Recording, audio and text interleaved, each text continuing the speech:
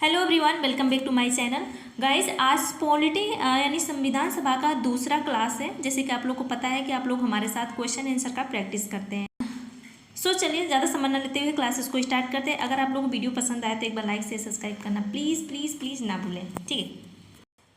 आज के क्लासेस का फर्स्ट क्वेश्चन है, पुनर्गठन के फलस्वरूप वर्ष 1947 में संविधान सभा के सदस्यों की संख्या कितनी रह गई थी। ये क्वेश्चन पूछ रहा है कि मतलब कि पुनर्गठन के फलस्वरूप वर्ष 1947 में संविधान सभा का क्या हुआ था, पुनर्गठन हुआ था और उस समय सदस्यों की संख्या कितनी रह गई थी।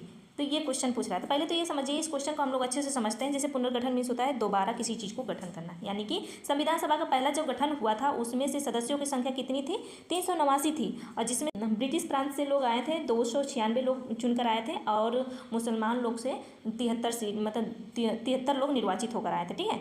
तो मुसलमान लोग को बुरा लग गया, उन लोग को लग गया क्या ही मुझे इतने कम लोग हम हैं, उन लोग को बुरा लग गया और सोचे कि इतना कम लोग हैं, बुरा लगा। और ये लोग क्या किए, पहले जो संविधान सभा का गठन हुआ था उसका बहिष्कार कर दिए और ये अलग से संविधान का अपनी मांग करने लगे थे, ठीक है। और उसी समय पाकिस्तान बना है, विभाजन हो गया हमारे देश का।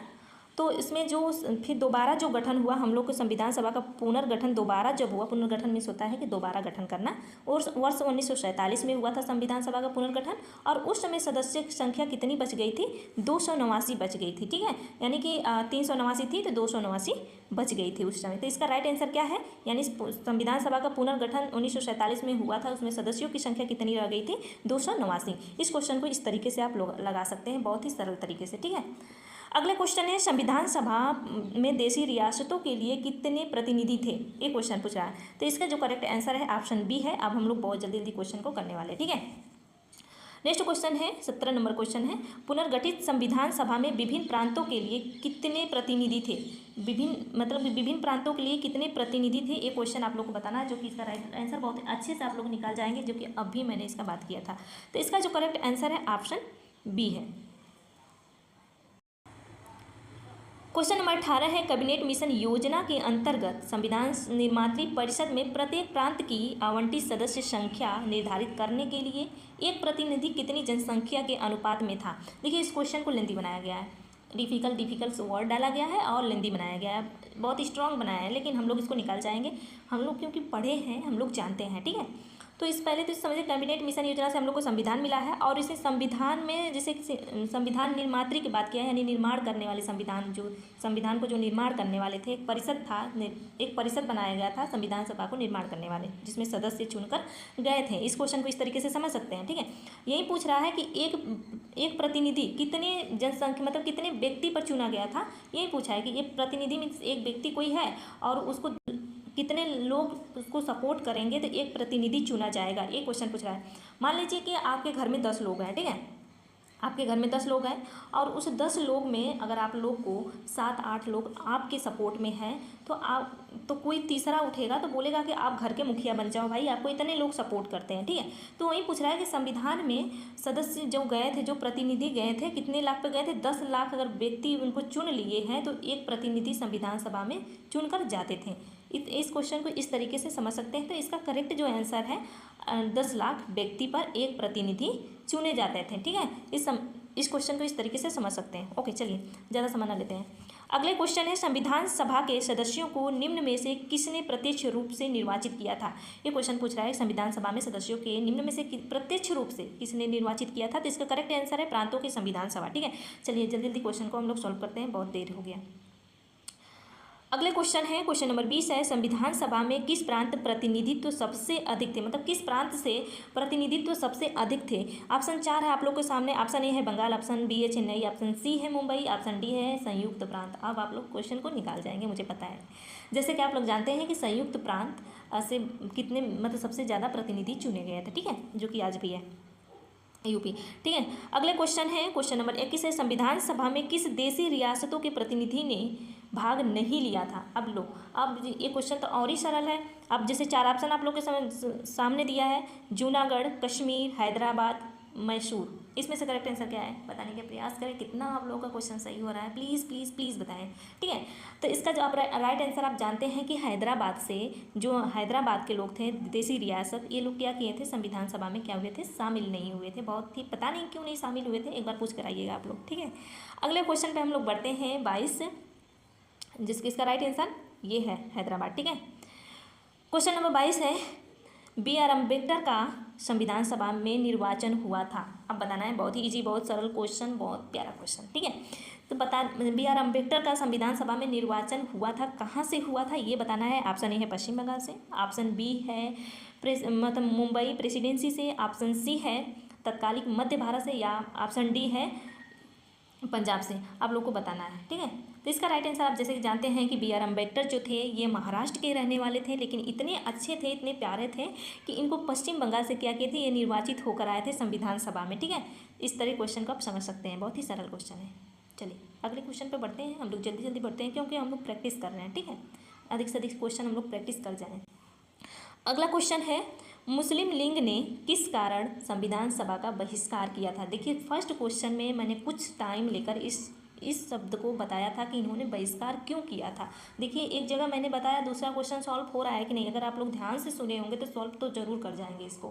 क्यों बहिष्कार किए थे मुस्लिम लोग संविधान सभा का, क्या कारण था, ये आप लोग को बताना है। ऑप्शन ए है मुस्लिम लीग संविधान सभा के अध्यक्ष किसी मुस्लिम को बनाना चाहते थे या था। ऑप्शन बी है मुस्लिम लीग को संविधान सभा में उचित प्रतिनिधित्व नहीं मिला था। देखिए गलत क्वेश्चन का राइट आंसर मत बता दीजिएगा। अगला क्वेश्चन ऑप्शन सी है मुस्लिम लीग मुसलमानों के लिए एक अलग संविधान सभा चाहता था, जो कि मैंने बताया था कि इनको 73 सीट मिलने की वजह से ये लोग क्या किए कि नहीं हम लोग के साथ, मतलब कि एक साथ नहीं रहना चाहते थे, इनको अलग सा एक देश चाहिए था, अलग से एक देश चाहिए था और अलग सा एक संविधान चाहिए था। इसीलिए ये लोग क्या किए थे, संविधान सभा का पहला जो गठन हुआ था उसका ये लोग क्या किए थे, बहिष्कार कर दिए थे। ठीक है, तो इसका करेक्ट आंसर जो है ऑप्शन सी है, मुस्लिम लीग मुसलमानों के लिए एक अलग सा संविधान चाहता था, इसीलिए क्या किए थे, ये संविधान सभा का बहिष्कार पहला गठन का इन्होंने किया था। तो दोबारा कब हुआ था गठन, पुनर्गठन 1947 में पुनर्गठन हुआ था। जो कि कितने सदस्य बच गए थे इन लोग के जाने के बाद, फिर कोशिश करिए याद करने का, 289। ठीक है, आप लोग इस क्वेश्चन को समझ सकते हैं। तो इसका करेक्ट आंसर ऑप्शन सी है। ठीक है, अगला क्वेश्चन है संविधान सभा का चुनाव निम्न में से किस आधार पे हुआ था। संविधान सभा का चुनाव निम्न में से किस आधार पे हुआ था। 4 ऑप्शन आप लोग के सामने है, राइट आंसर देने की जल्द से जल्द प्रयास करें मेरे प्यारे व्यूअर्स। तो इसका जो करेक्ट आंसर है ऑप्शन डी है, वर्गीय मताधिकार पर। ठीक है, अगले क्वेश्चन है, क्वेश्चन नंबर 25 है, संविधान सभा के सदस्य प्रतिनिधि थे, बताइए। बहुत ही सरल सा क्वेश्चन है, आप बताने की कोशिश करिए। सो इसका करेक्ट आंसर है ऑप्शन बी है, जनता द्वारा अप्रत्यक्ष रूप से निर्वाचित संविधान सभा के सदस्य प्रतिनिधि थे। ठीक है, चलिए अगले क्वेश्चन पे हम लोग बढ़ते हैं। क्वेश्चन नंबर 26 है, भारतीय संविधान निर्मात्री सभा। 4 ऑप्शन आप लोग के सामने है, आप लोग इसमें बताना है कि निर्मात्री सभा किस तरीके से हुआ, संविधान का निर्माण कैसे हुआ, किस बेसिस पे हुआ, ये चीज़ पूछ रहा है, इसको किस आधार पे हुआ, इसको समझे। 4 ऑप्शन आप लोग के सामने, ऑप्शन ए है प्रांतों की जनता के द्वारा चुनी गई, या ऑप्शन बी है प्रांतीय विधानसभाओं द्वारा परोक्ष रूप से अनुपातिक प्रतिनिधि प्रणाली द्वारा चुनी गई थी, या ऑप्शन सी है गवर्नर जनरल द्वारा इसका गठन किया गया था, या ऑप्शन डी है वयस्क मताधिकार के आधार पर भारतीय नागरिकों द्वारा चुनी गई थी। देखिए सबसे पहले इस क्वेश्चन में अगर आप लोग इसको रॉन्ग बनाएंगे तो इसको काट देंगे ऐसे, इसका कोई भी सेंस नहीं है भाई। इसमें गवर्नर जनरल कहाँ से आ जाएगा, इतने संविधान सभा का निर्माण हो रहा है तो इसमें गवर्नर जनरल कहाँ पधार जाएंगे। ठीक है, फिर इसके बाद वयस्क मताधिकार पर तो हो ही नहीं सकता है। अब प्रांतों की जनता के द्वारा, या ये इसमें से 2 राइट आंसर क्या है, इसमें से करेक्ट आंसर क्या है, तो आप लोग को पता है कि इसमें से राइट आंसर है प्रांतीय विधानसभाओं द्वारा परोक्ष रूप से अनुपातिक प्रतिनिधि प्रणाली द्वारा चुनी गई थी। संविधान सभा का निर्माण इस तरीके से हुआ था।